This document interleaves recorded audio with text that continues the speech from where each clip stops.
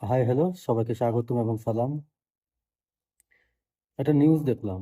মন খারাপ হওয়ার নিউজই খুব বেশি চোখের সামনে আসে পরে। একজন বাবা উম তার মেয়ে এবং মেয়ের জামাইকে ঈদের পোশাক দিতে পারে নাই বলেই আত্মহত্যা করছে, মারা গেছে। আমি সবসময় একটা কথা বলি, একজন মা তার সন্তানকে ১০ মাস ১০ দিন গর্ভে রাখে, যে কষ্টটা করে, হ্যাঁ, অনেক কষ্ট। কিন্তু একজন বাবাও কিন্তু কম করে না। দায়িত্বশীল বাবা অনেক আছে এই পৃথিবীতে। সবাই তো আর এক না। তবে কথা আছে না, পৃথিবীতে অনেক বাবা আছে কিন্তু একটা খারাপ বাবা নেই। ১০ মাস ১০ দিন একজন মা তার সন্তানকে গর্ভে রাখে। আর একজন বাবা মৃত্যুর আগ পর্যন্ত এই পুরো পরিবারটাকে মাথায় রাখে। ঘামে, কষ্ট করে, কষ্ট পায়। অনেক কারণে, অনেক কথায়, অনেক জায়গায় অপমান হয়। বাবারা খুব কম কষ্টে কান্না করে না। এই যে লোকটা মারা গেছে, সে অনেক কষ্ট নিয়ে মারা গেছে। তার মেয়ের জামাইকে, তার মেয়েকে সে ঈদের পোশাক দিতে পারে নাই বলেই মারা গেছে। এখন এই ব্যাপারগুলা কিভাবে আসে আমি বলি আপনাকে। আমি একান্নবর্তী ফ্যামিলিতে বড় হইছি। আমি এই যৌথ একটা ফ্যামিলিতে বড় হইছি। আমার ফ্যামিলিতে আমি যে ফ্যামিলিতে বড় হইছি, অ্যা হিউজ মানুষ ছিল। আমাদের ফ্যামিলির সংখ্যা আমরা চাচা, আমার বাবা, মা, দাদা-দাদি, যৌথ ফ্যামিলিতে আমি বড় হইছি। তো ব্যাপারগুলো এরকম হয় বা আমার এলাকায় যেটা ঘটছে, প্রত্যেক ঈদে, রমজান ঈদে ইফতার দিতে হয় মেয়ের শ্বশুরবাড়িতে। হ্যাঁ? ঈদের সময় জামাইকে ড্রেস দিতে হয়, মেয়েকে ড্রেস দিতে হয়। যদি ওই জামাইয়ের ছোট বোন থাকে, ছোট ভাই থাকে তাদেরকে ড্রেস দিতে হয়, তাদেরকে দাওয়াত দিয়ে খাওয়াতে হয়।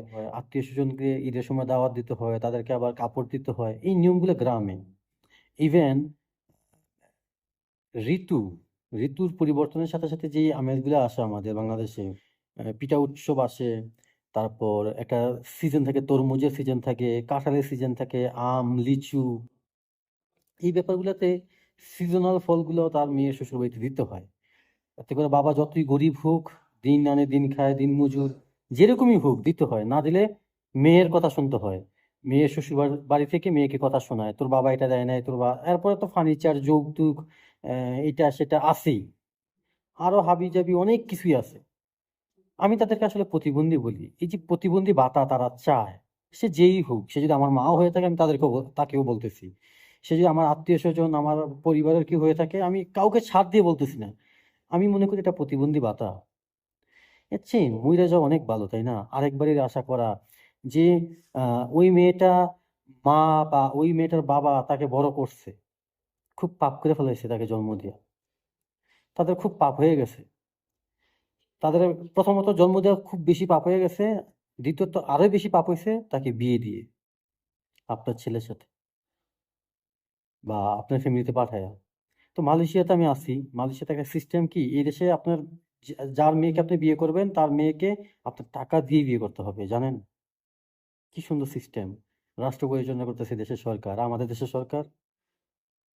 এই মালয়েশিয়াতে মেয়ে পক্ষকে টাকা দিতে হয় ছেলে পক্ষ। তারপর মেয়ে বিয়ে দেয়। কি সুন্দর আইন, কি সুন্দর নিয়ম। যদিও এটা আমি জানি না কতটুকু পার্সেন্ট থেকে এটা রাইট ওয়ে, বাট সিস্টেমটা তো উল্টা, তাই না? আমার দেশের সিস্টেম আর এই দেশের সিস্টেম উল্টা। তো যাই হোক, আমি আমার এই ভিডিওটা যদি আমার কোনো ফ্রেন্ড সার্কেল বা ছেলেরা দেখে থাকেন, যদি নিজেকে স্মার্ট মনে করেন, কি আমি মূলত স্মার্ট কিসে মনে করি, একজন চারিত্রিক গঠন, তার মানসিক চিন্তা ভাবনাগুলো সুন্দর হলে আমি তাকে স্মার্ট মনে করি। আর দেহ, ফেস, হেয়ার কাট, এগুলো দেখে আমি স্মার্ট মনে করি না, আমি মনে করি না। মানসিক দিক থেকে যে খুব সুন্দর আমি তাকে স্মার্ট মনে করি। যদি কেউ নিজেকে স্মার্ট দাবি করেন মানসিক দিক থেকে, আমি রিকোয়েস্ট করবো আপনার ফ্যামিলিতে এই টাইপ ঘটনা ঘটলে তাদেরকে বুঝান। আপনার আশেপাশে পাড়া প্রতিবেশী, তাদেরকে বুঝান। এই প্রতিবন্ধী ভাতাটা বন্ধ করুন। এই জিনিসগুলা যারা ফেস করছে তারা ওই মানুষটার মৃত্যু, আত্মহত্যাটা বুঝতে পারবে সেই কোন জায়গায় কষ্টটা জমাইছে, কেন মারা গেছে। কিন্তু যারা এগুলা ফেস করে নাই তারা মনে করবেন যে মানুষটা বোকা, এইরকম আবেগী হইলে হয় কিনা, দুনিয়া চলে কিনা, অনেক টাইপ কথাই শুনবেন। অনেক টাইপ কথাই শোনাবেন। খুব সহজ। ইদানিং আমি ফেসবুকে দেখি একটা স্টুডেন্ট এক্সামে খারাপ করছে, সে সুইসাইড করছে। একটা ছেলে তার ফেসবুকে স্ট্যাটাস দিছে, তোমার দেওয়া প্যান্ট শার্ট পরে আমি ওপারে চলে গেলাম। হুম? তো এই যে এত সস্তা আবেগ, এত সস্তা জীবনটা এত সস্তা করে নেওয়াটা, এগুলো আসলে কি? তো জীবন অনেক সুন্দর। বাঁচতে শিখুন। তবে ওই যে বাবার কথাটা বললাম, আমরা উনাকে আঙ্গুল তুলে অনেক কথাই বলতে পারি। যে ব্যর্থ বাবা, এই সেই অনেক কিছুই বলতে পারি। কিন্তু তার জায়গাটা একটু নিজেকে দাঁড় করাতে পারলে বা এই টাইপ বিষয়গুলো যারা ফেস করছে তারা বলতে পারবে এই বাবাটা কি কষ্ট নিয়ে মারা গেছে। যাই হোক আমি অনেক কথাই বললাম। সবকিছুর জন্য আমি দুঃখিত। আমার কোনো কথা যদি কোনো পরিবার, কোনো সদস্য কষ্ট পেয়ে থাকেন, আমার এই ভিডিওটা করার একটাই উদ্দেশ্য, আমি চাই এই নোংরা মন মানসিকতা থেকে একটু নিজেকে সরায় নিয়ে আসুন। আর কত? এই অসুস্থ মন মানসিকতা থেকে আমরা একটু সুস্থ পথে হাঁটি। এটাই রিকোয়েস্ট। আমার ভিডিওটা যারা দেখছেন তা অসুস্থ সমাজটাকে একটু সুস্থ বানাক, এই মেসেজটা সবার কাছে পৌঁছায় দেন। মন চাইলে শেয়ার, লাইক, কমেন্ট করতে পারেন। আপনার মতামত জানাতে পারেন আরকি। সো ভালো থাকুন, সুস্থ থাকুন। আল্লাহ হাফেজ।